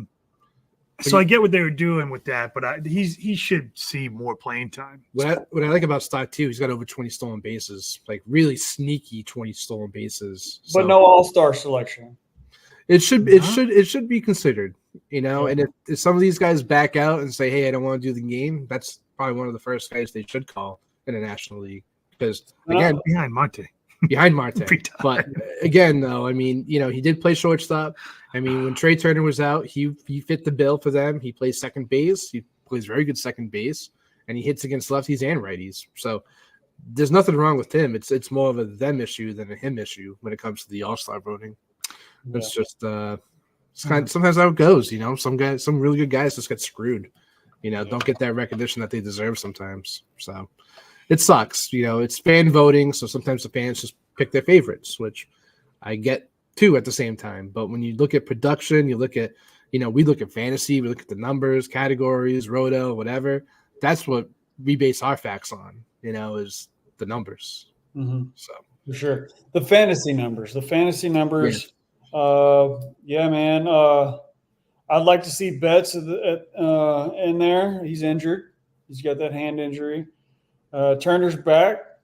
I'm sour on Turner. I drafted him last year. I drafted very bad last year in my 8-man league. I drafted Realmuto, Turner, and Schwarber, and I was like, halfway through, dude, I just drafted so many Phillies. What do I do? And Harper. I drafted Harper too, but I traded Harper for Carroll, and this is last year. I know this is last year talk, but what I'm getting at is Turner's great. Turner's a good shortstop selection, but what about Cruz up in there? Ellie De La Cruz over Turner. I'd like to see that. That's the all-star wow I'd like to see in there, Oh, man, that's so true. Big shortstop, 30 home runs. True. I will say if Ellie didn't have the stolen bases, I don't know how relevant he would be in fantasy. Because he strikes out. I mean, for us, he strikes out way too much. That's fantasy for sure. Yeah, but those stolen bases. I mean, he's looking at 60 plus. Yeah, I mean, crazy. 30 home runs, 60 stolen bases. Fantasy wise, today's a really good example. At least from what I looked, he was 2 for 4. He had a double, a triple. He had an RBI and a run. So that's 1, 2, 5, 7 points right off the bat. And he had a stolen base, so that's 9 points. But then he struck out twice, and he does strike out a decent amount still. Mm-hmm. But to your point, Dwayne, if I'm watching an all-star game, I want to watch some of the best players, whether if it's fantasy relative or not. Our segment today is here are the all-star votings. Here's what in our fantasy world, what we think should be like that. Okay, but if I'm a casual fan, I would want Ellie De La Cruz in that game because he is that electric, even on the field when he's playing shortstop. Just a big guy. Big guy, throws 100 miles an hour across the diamond. He's got a great glove. His speed is unreal. It's like in for a couple innings, yeah. And I think he will be there. Yeah, I think he will. I think he will be with there. With Mookie hurt, he'll probably take over. Yeah, he has to. 100%. What about Adames over Turner? I like Turner. I'm a big Turner guy. I like 235, 43 runs, 13 home runs, 54 RBIs, and 10 stolen bases. Opposed to Turner, he's hitting 331. We'll give him that. 35 hits, 3 home runs, 12 RBIs, and 10 stolen bases. he did come back from an injury, but Yeah, he was out for over a month. who So do you want to see on your starting shortstop? That's tough. I'm a Turner guy. I'm very biased with Turner. I always love Turner. I like Turner. I mean, Adames, right? And he bats cleanup for Milwaukee. He's really kind of the heart of that order. His average has gone down the last week or so. I do own him in a league, so it's kind of been nice and refreshing to watch him. I picked him off waivers, and he's got over, I think, 210 points right now in our league. So he's kind of been crushing it. You know, he kind of fits the bill if you missed out on, like, you know, your Bobby Witts of the world and your Gunnar Hendersons of the world. He's right up there. He's like a top 6 shortstop all day, every day. And I think that lineup, it's okay. So the fact that he's producing in that lineup, I think he's part of the reason why they're winning so many ball games too in Milwaukee. That's why they're right in that playoff hunt. I wouldn't mind seeing him at shortstop if Mookie can't play. I think that'd be a fair tip of the cap and say, hey, you deserve this. You know, you produce. He does, like I said, he doesn't strike out that often either. You know, his strikeout ratio is pretty damn good too. And he's got pop in his bat. I mean, that's all you can ask for in a shortstop is to have a little bit of pop, because sometimes in history that hasn't been the case a lot of times. But no, if I had to pick between the two, I think I'd pick I'm picking Milwaukee. I think I'm picking Adames there. Is that a future comeback player of the year preface? Could be. Well, actually, that's a great roll. Yeah. So, hey, listen, we're gonna take a little break. It's gonna literally be only a minute, and then we're gonna come back and we're gonna talk about some comeback player of the year, some MVPs, and what we think, and see what Dwayne, if you think we're on the right track or if we're off the track, or if you're gonna hit us with the train. Hey, that's it, man. That's it. We're putting our heads together and we're giving some information out to the guys out there. That's all right, it. Stay right there. We'll be back in about a little over a minute. All right. You're going back in? There's still men out there. God damn.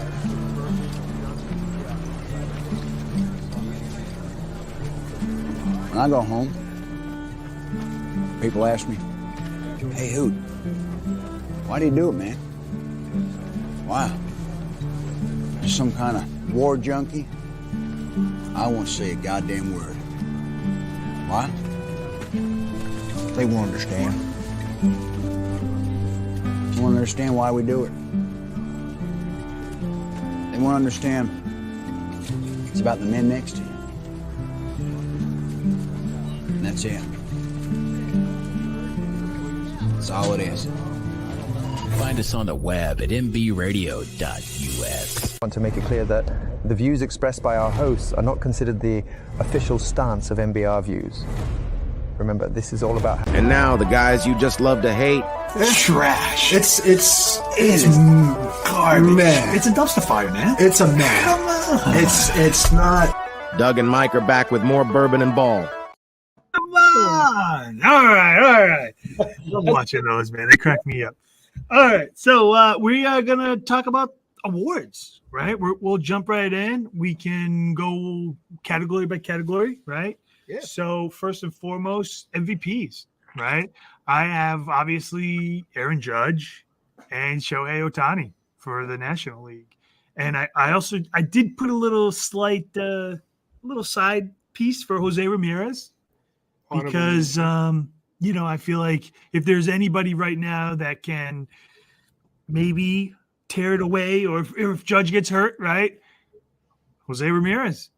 But other than that, Ohtani is the front runner for the National League. And Aaron Judge, I mean, he's on pace to hit more than 62 home runs.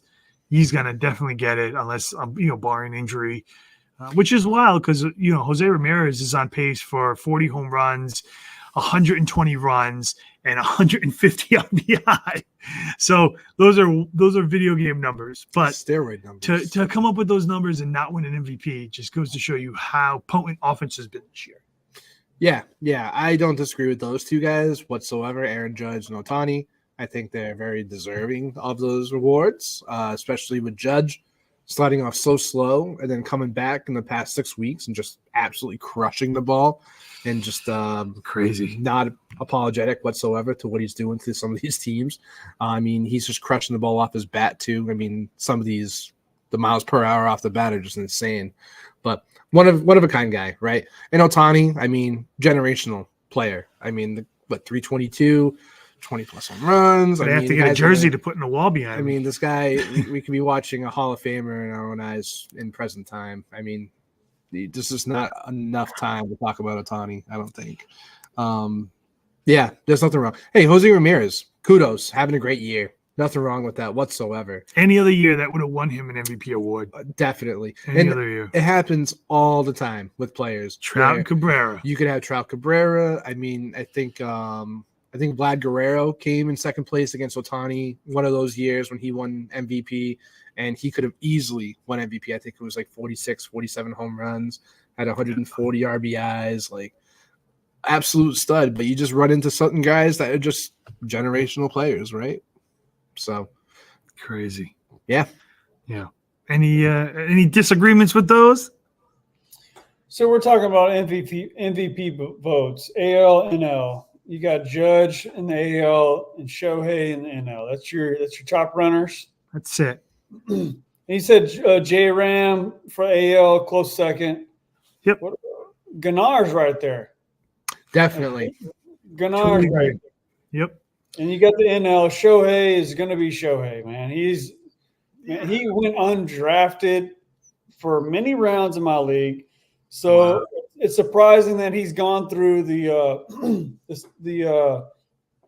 tough times mentally as he has with all the situation. So Shohei's going to Shohei. But Harper's right there, and Freeman's right behind him. You know, I was afraid to draft Freeman because he's a little bit older.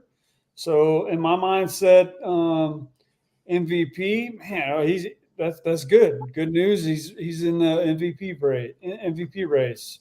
You got Ozuna, Marte also in that race. You know, it's a lot of good players. So, but Shohei's gonna Shohei. Like I said, and Judge, like you gentlemen said, Judge he's all rise. When he walks in the room, everybody stands up, man.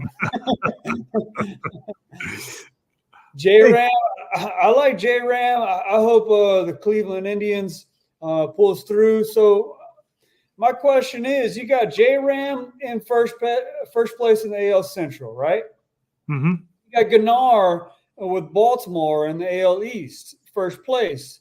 Now you got Judge sitting in the AL East in second place behind Baltimore. So where does your MVP votings go, and how much credibility do you give to those votings? Is it with the team advancement, placement, and how they're playing? I think you know what I'm going to say.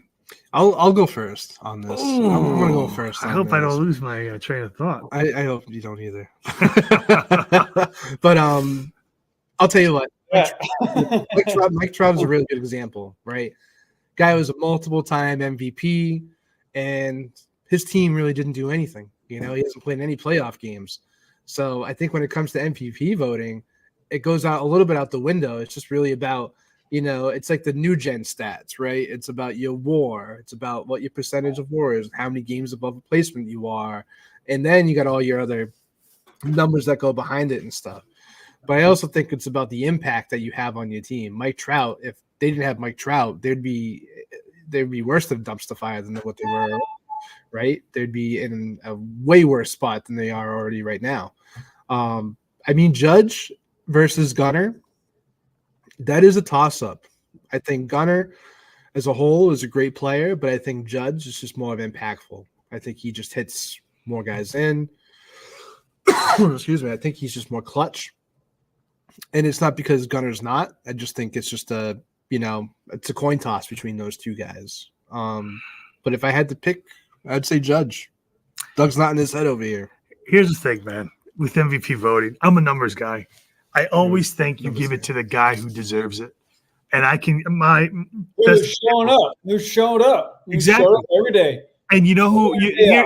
Here's a great name. And I don't know, Dwayne, if you remember this, King Felix.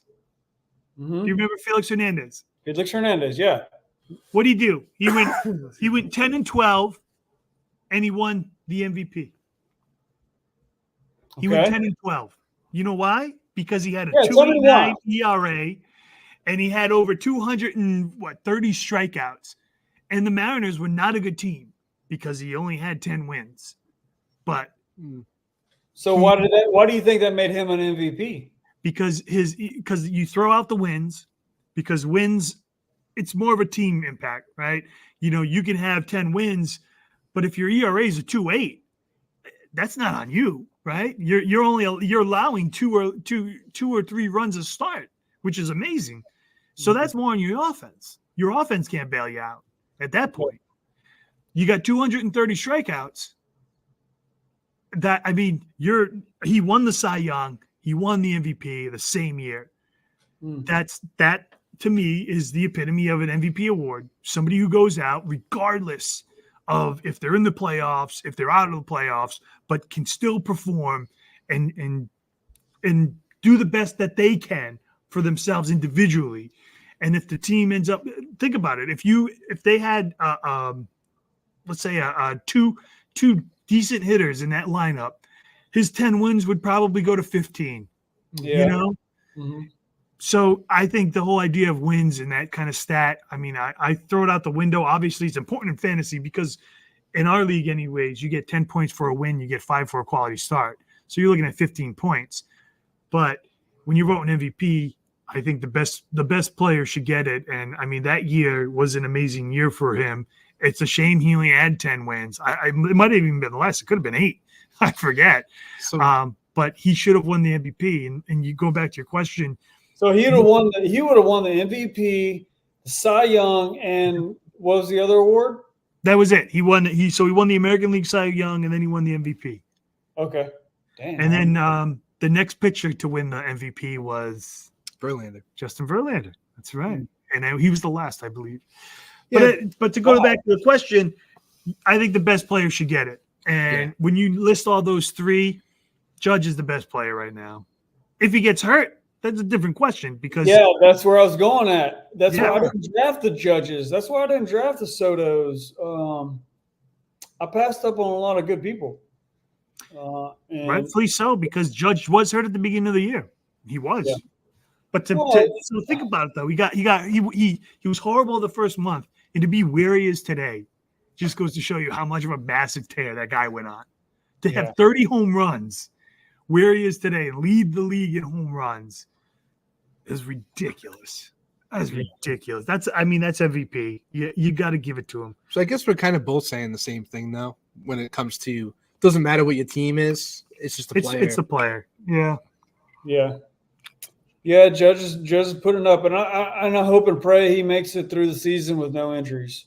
I said, I passed him up on the draft because I was afraid of the injuries, and I passed up J-Ram because he's on the Indians or the Guardians. Excuse me. It's just it's funny how my perception of who I should draft versus everybody else's. I'm learning. It's a learning. But that's what makes it so fun, man. That's what makes it so fun is everybody values everybody differently. You know, that's what makes trading so fun. Someone will say, hey, listen, I'll trade you so-and-so for Kevin Gausman. And someone will say, well, Kevin Gausman's he's a scrub. But to you, he might not be. And if you want to go get him, that's why we're here. We're like, dude, you do you, man. You know, everybody values everybody differently. Me, I was a big J-Ram guy. Man, I was a big J-Ram guy 6 years ago. And when Lindor left that team, I knew that I thought his numbers would tank a little bit, but he really hasn't lost a step. No, and sometimes it's okay to be vulnerable sometimes especially during your drafts. You know, I did not want to draft Kendall Marte. And when I drafted him, I was like, well, I guess I got Kendall Marte now, because I missed out on Altuve, I missed out on Albies, I missed out on I think there was another guy, Simeon, that was out there. Yeah, and I missed out on all those guys. I knew second base was kind of thin, And I'm like, well, Marte had a pretty decent year last year. I'm not really happy with it. He's not kind of one of my guys.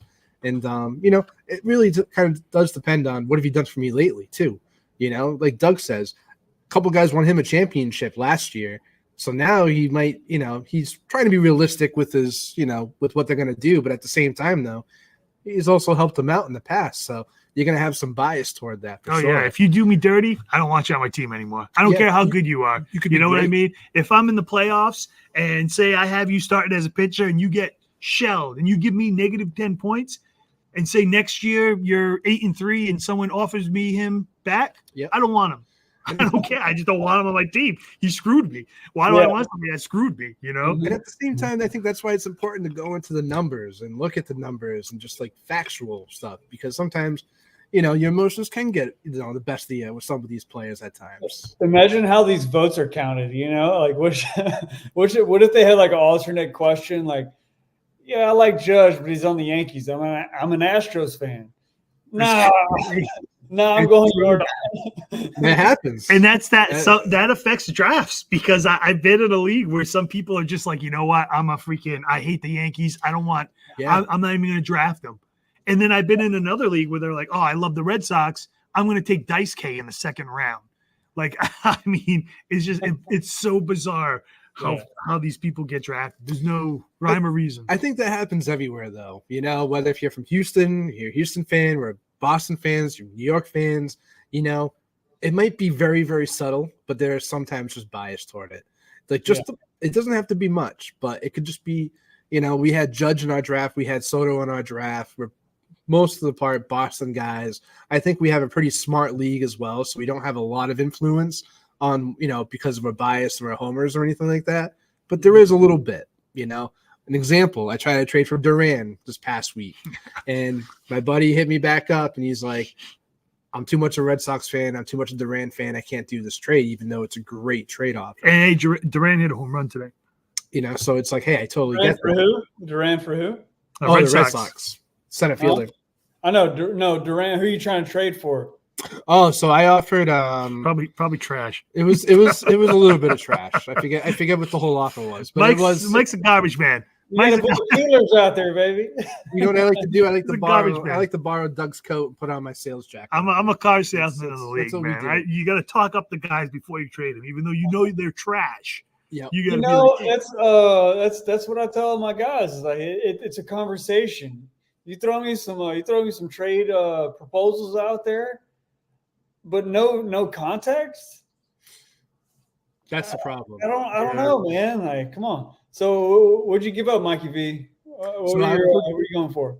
So I was looking at Duran and Yamamoto. I was trying to buy Yamamoto low. I had J-Rod in the trade. I had Bo Bichette in the trade, which all three of us know that's not a great, But I did throw a sweetener in. I threw in Grayson Rodriguez. So it wasn't like I gave him total, non-value guys. But it was a 3-for-2. It was one guy that's underperforming. I think a pitcher in Grayson who's pitching pretty good. And then Bo Bichette was kind of just a throw-in. Bo Bichette is trash. Honest, Bo Bichette he's a waiver wire guy who you should drop. He's a name. That's it. He 100% is. So I just tried to drop the name in real quick to get these two guys. I don't think it was totally unrealistic, but I just think there's been a big enough sample size for both Yamamoto and Duran for him to be like, no, that's not going to cut it for me. So it's not like there was a terrible trade, but I knew it wasn't going to be likely, trying to get those guys. I'm trying to trade J-Rod at a decent value, even though I know he's not going to be the guy that we all thought he was when we first drafted him this year. You can't. I feel like he's played he's so deep in the season now.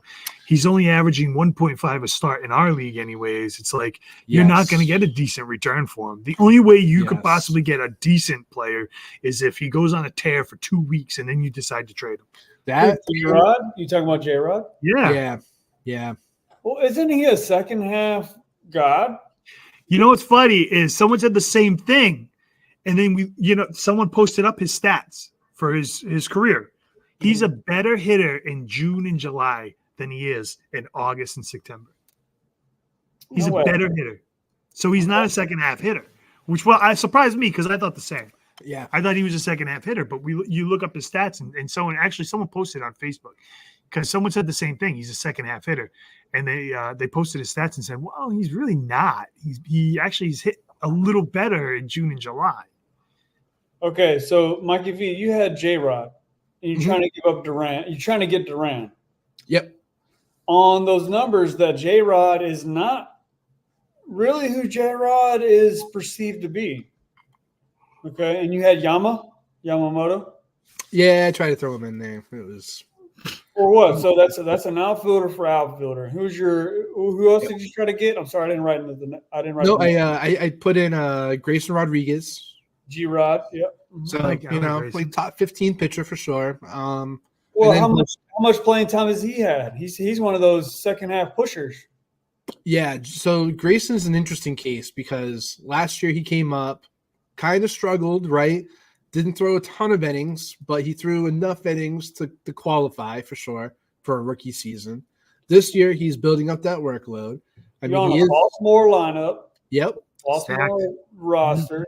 Yama kind of unsure of the injuries. I'm still betting on his better half on the injuries. And you said there was one more. It was 3-2. Bo Bichette. And you had Bo. Yeah. So it was kind of a throw-in guy. But I hope Bo gets traded.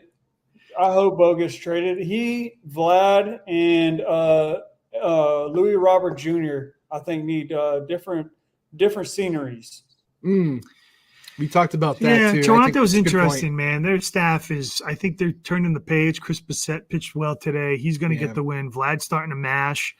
I don't know. If they're in the thick of the wild card, they might stand pat. Maybe they won't trade. I don't know. No, they're in last place in the AL East, 37-43 with 13 and a half games behind. You think they'd come and make a push? Well, where are they in the wild card though? Because right now in the wild card, I don't have wild card numbers. Right now the wild card is I can tell you that right now. It's probably close to the Red Sox. They're 6 games out of the wild card. Yeah. Oh wow. So there's one of those big gambles. Like you put some money on Toronto, they'll turn around with the pitching staff, the names. Let's hold Vlad, not trade him to the Astros. Yeah, Astros are 4.5 out. It's going to be interesting where these teams are at the end of the month because that's where you're going to see who your sellers and your buyers are for sure. Yeah, I think it's tough because the 3 wild card spots really makes it an open race for anyone, even like a mediocre team. Boston's 2 games out of the wild card, so like if they stink. If you're a 500 team, if you're a 500 baseball team, you could potentially make the wild card still. Yeah, which I mean, from a competitive standpoint, I don't think is good. But from like a trade aspect, I think it opens up more doors for other teams to make deals, especially if they feel they're in a position to make a move, to win playoff baseball games, not just regular season games.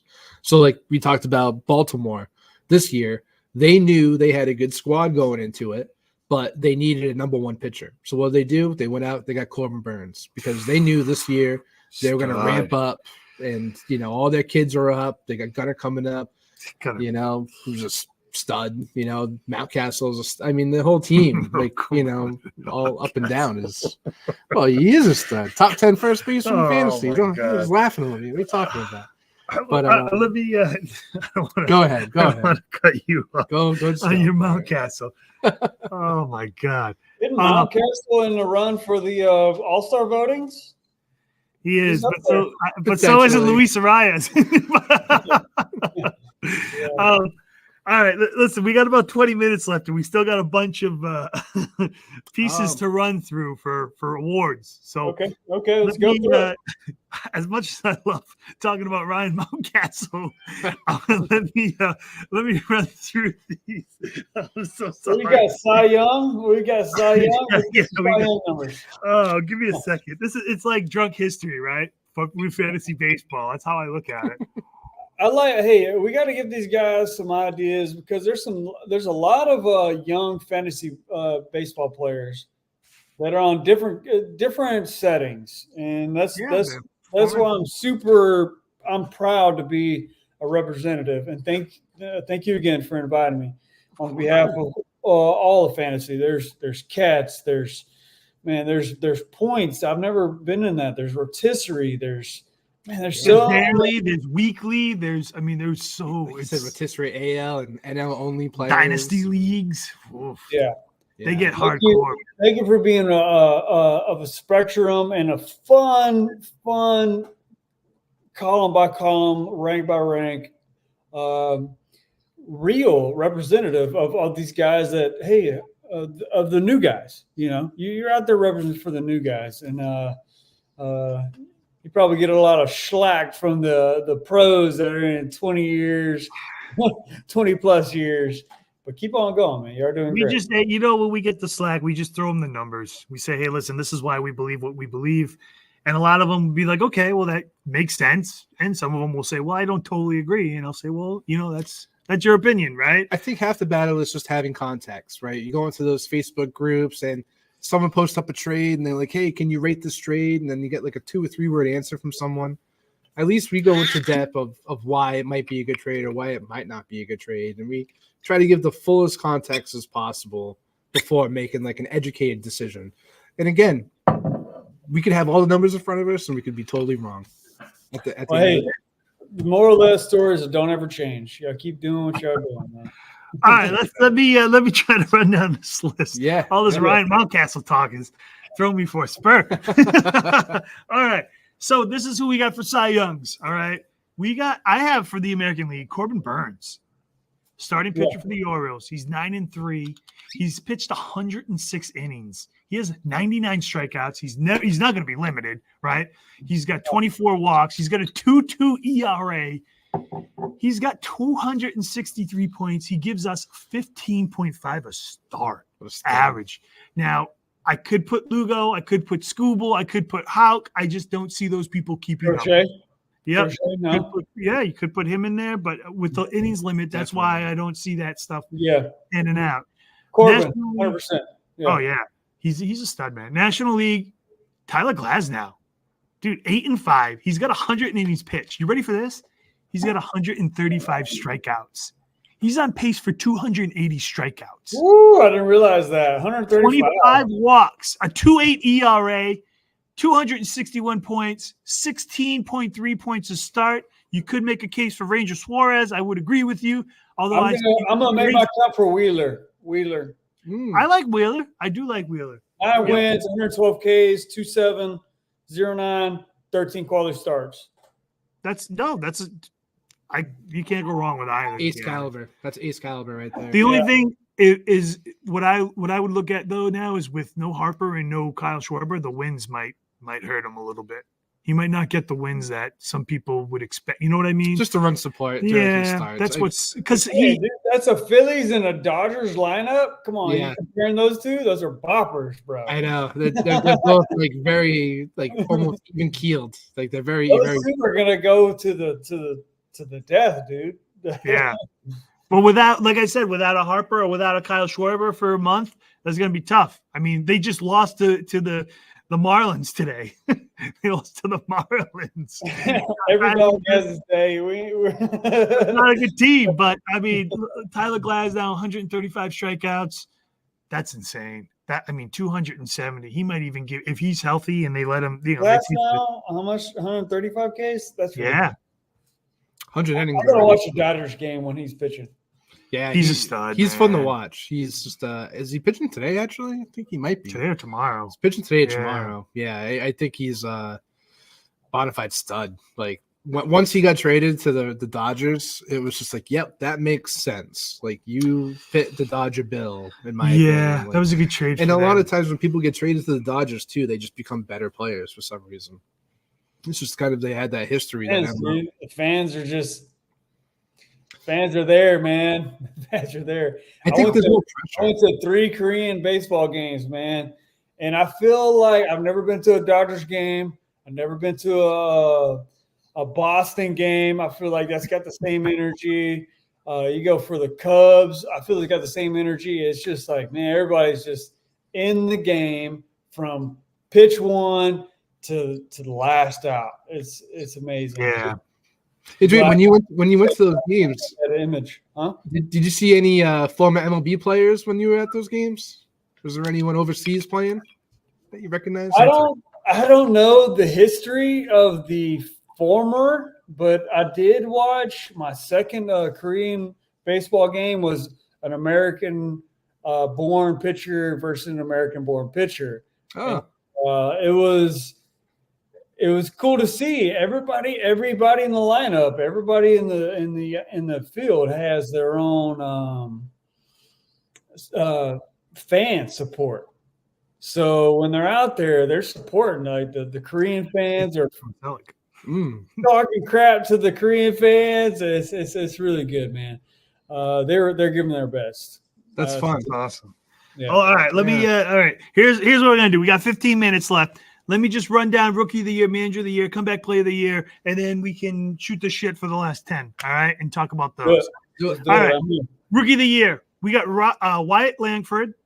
He's betting 248. He's got 3 home runs, 31 ribbies, 7 stolen bases. Not bad. 2.1 a start. If you would ask me last month, maybe Kaiser could have been in there. National League, Paul Skeens, 4-0. This was prior to today's start. He's got 46 innings pitched, 61 strikeouts, 2.14 ERA, 17.8 points a start. I think Shota for the Cubs is probably a little second. He kind of needs to adjust because they're starting to crush him. Yamamoto's out. He could have been there. Gavin Stone's a dark horse. He's 9-2.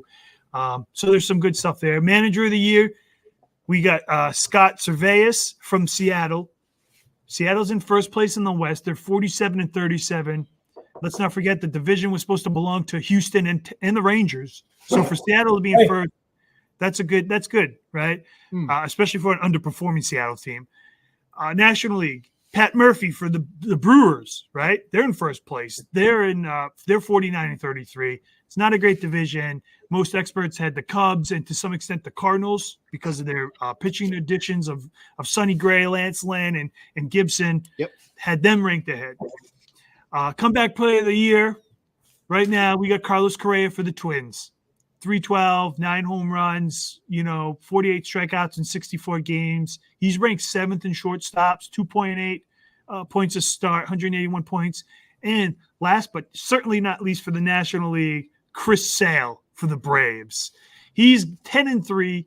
He's got 93 innings pitched, 118 strikeouts, a 2.7 ERA, 17.6 points a start, and he is ranked 4th in our points league. He's the 4th best pitcher in our points league.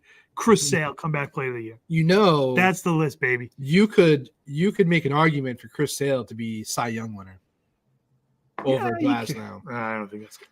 It's close. You can make the argument. I'm not saying it's the case, but I think those two pitchers are very, very similar. The only reason I wouldn't put him in there for the list, for the sake of the list, is because of the limit that he probably will hit. Because he's just got, he's got almost 100 innings. He's got more combined than the last 3 years. Yeah, that's what tears me away from that. But I'm right there with you. That's fair. Hey, those are great numbers. The Chris Sale. I mean, let's not forget the guy was he was a dumpster fire for Boston. Yeah, I mean he was very limited last year, and then the year before that, I think he was even more limited. I think he got into a bike accident, not a motorcycle bike, like literally a bicycle. He was riding a bicycle and got into an accident. Yeah, in the city. Garbage. Yeah, crazy. Yeah. So that go on y'all's ESPN? What format do y'all use? We're an ESPN. It's a point league. Like I said, you get 10 points for a win. You get 5 points for a quality start, which is 6 innings, 3 earned. You get a loss is -5. A blown save loss will kill you because that's -5 for the blown save, -5 for the loss. So someone I played last week had Clay Holmes for the closer for the Yankees, and he had 2 blown saves and a loss, and he got -17 points. Kills you. But it's what I do like about our league. I talked on that 2 weeks ago. Like the relief pitchers can hurt or kill you. Yes, it's terrible. It's like very, very inconsistent sometimes. What's interesting, I stream relief pitchers and I stream catchers. on the edge of stream and like not even roster a catcher. So when I first started out, I didn't roster a catcher. I didn't roster relief pitchers, and that's 3 spots for me to have either 2 possible starting pitchers for the long run or temporary maybe streamers or holds, or that catcher position to another position player. I give myself 3 possible spots and punting those cats. So does that work for y'all's points situation? It a little similar. Like if you're not drafting a top 5 catcher and you're punting on him, at that point you're streaming. If you don't have a Will Smith, or if you don't have a Contreras, or a top 5 catcher, you are streaming, because outside of those top 5, it's inconsistent. Yeah. I mean, Sean Murphy could go on a good tear, but then he could back from the IL. So you add him or no? I like Sean Murphy. I like that Braves lineup. I would add him. I think he's a good catcher, but again, like, you're streaming at that point because you're punting on all these positions. You have to, but there's nothing wrong with that, right? I mean, if you're in a draft and you see a good catcher, but then you see a better hitter, right? It's like, what are you going to do? Would you rather have the good catcher, or would you have the better hitter? So if I saw Will Smith and then I saw, let's say, Kyle Tucker, right? Who are you going to go with? You're going to go with the catcher you could set, or are you going to go with a top 5 overall bat? Yeah. So give me Kyle Tucker. I'll punt on catching and I'll just stream.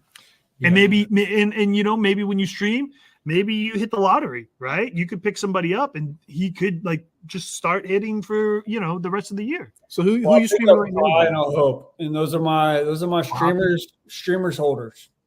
Yeah. Yeah. Yeah, I mean, O'Hoppe, he's pretty solid. I mean, he does have a lot of power for sure. He had a home run yesterday, I think. And I think his average actually creeped up too, in the past month or so.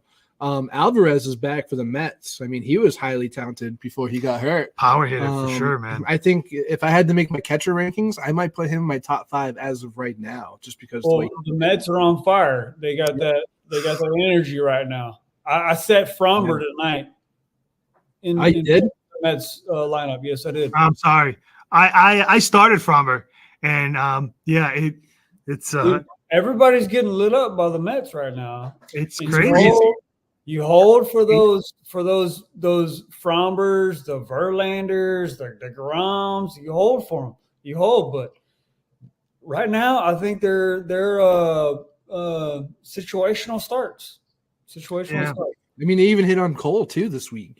Cole got whacked around a little bit by the Mets. I mean, the Mets are just a wagon right now. The best sign they did was a 1-year, $10 million stream on JD Martinez, man.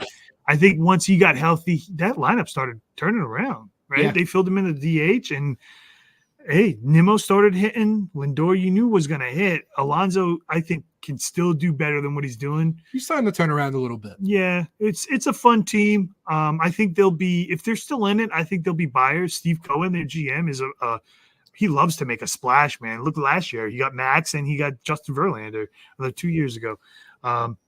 So he loves to make a splash. I think if I'm the Mets and I'm the GM, I'm looking for more pitching than hitting at this point, though. My offense is keeping me in games, which is great. But let's be honest, you got Quintana as a starting pitcher. He's not that good. And Manaea. Yeah, they're not that good. Sean Manaea is garbage. I mean, he's a spot start, You touched on AL manager of the year. I like Brandon Hyde in Baltimore. He's juggling a lot of new faces, a lot of the same faces. Everyone makes jokes about the same mustache and same beard, the Kennards, the Kerstads, the Cowser, all that. But I like Stephen Vogt. If I'm not mistaken, he retired last year. Yeah, he was a catcher. Yep. And now he's got Cleveland in first place in the AL Central. Yeah, it's a good pick, man. That's a really, really good pick. So Stephen Vogt has got the in all the research I've done, the second place vote, and I'm going to spot a first year coach come back for the Houston Astros for the World Series. maybe I'm biased a little bit, but that's my pick. That Astros hat doesn't give it away at all. Listen, the only reason why I put the Seattle Mariners in here is because, like, when you talk about the Baltimore Orioles, you knew their ceiling was high, right? Yeah. I mean, you knew their players were going to hit. You knew they'd probably finish in first or second place in the East. They'd definitely make the playoffs. When you look at Seattle and you look at an underperforming J-Rod, you look at an underperforming Luis Castillo, you look at a lineup that really hasn't been amazing. Bryce Miller, who else they got, bro? Like, their starting pitcher has playoff ability. They got Wu. They got Brandon Wu, who's in there. Gilbert and Kirby. Yeah. Kirby. They have a good rotation, but again, it's like, none of those people are like star. You know what I mean? They're not stars. Like when you say a team like the Indians or the Guardians, Jose Ramirez, that's the first person that comes to mind, right? When you say Seattle Mariners, who really comes to mind? I mean, you could say J-Rod, but his numbers aren't good. You could say Castillo, maybe. His numbers are not good. He's a 3.70 ERA right now. Yeah. It's pretty high for him. So you make a good point. When I think about a good team, I think about the teams that give me an impression. Cal Riley, I drafted Cal Riley. Yeah, super late, and I had a lot of hope on him, man. He started off pretty good. He did. Right. He had a cold, and he got super hot, and I was like sitting on the waiver wire. I was like, do I pick him up? But that was my time frame where I was like, no catcher. And I did give him no catcher, and then Logan Hope came later. So, yeah, man, the Mariners look good, but I think they're going to fizzle out. I think J-Rod's going to take them to the end, but I agree. I think they'll fizzle out, but I put them on here based off of, they're still in first place in the West. It's in my opinion, it's kind of just like a taped together team because they're not studs. They're not good. That's what surprises me why they're in first. You know what I mean? It's like, I mean, the Indians, I get, Josh. I bet you they trade away some of their high caliber starting pitching. I guarantee you, Seattle trades away some of their pitching, and I think Houston's going to take the AL West. That's my game. And if they did trade away some of their pitching, I would be surprised if Houston was a buyer on pitching because that's what's hurting them. Their staff is, Garcia's out for the year. Who knows when McCullers is coming back. Javier Verlander's out with some kind of neck injury. Yeah, Verlander's out. You got Christian Javier who's hurt. Valdez is probably. I wanted to see them go get Crochet. I'd love to see them go get Crochet and Reynaldo possibly. You know what I mean? I think Crochet is good. I think they'd have to give up a lot for him. They gave up Stanek. They gave up Stanek, man. Like, get some middle guys. Yeah. Be a fun if I know they wouldn't trade in division, but Luis Castillo in the Astros. Ooh. Him and y'all are talking about rookie of the year. I like Mason Miller. Let's put a RP Mason Miller rookie of the year. I do like that too. That dude is lights out. Come on Oakland. I know. 103, just like making guys look silly. Then he follows up with an 88-mile-an-hour changeup, and it's just like, whoa. Yes, that's a fair point. Electric. Yeah, he should be moved. He should be moved during the trade deadline. And I love Paul Skeens. Very good. Dude, that guy is amazed by himself. Okay, Paul Skeens. But let's look at Jackson Merrill on the Padres. That dude is set on my waiver wire until he was under 50. He was under 50. Really? I was like, yeah, dude, under 50 rated. I was like, okay, well, I'll take him. And he's in both of my rosters performing. 2 home runs on the last day. Yeah. 7 RBIs, I believe. In a dangerous Padres lineup.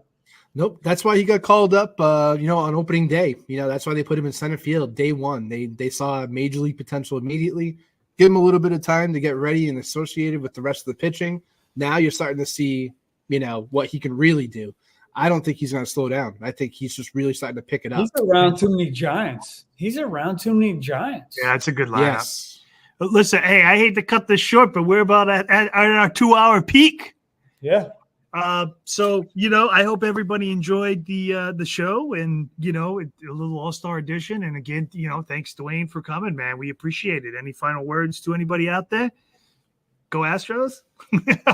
Well, hey, Doug and Mike, if y'all are starting out at a great spot where y'all have played for many years, and you're out there representing for many categories, so many different fantasy baseball platforms, to where y'all don't talk crap about the bad trades or you got 5 seconds, man. You got 5 seconds. y'all do so many great things for all the public people. Thank you for inviting me. Thank you for being just real and real.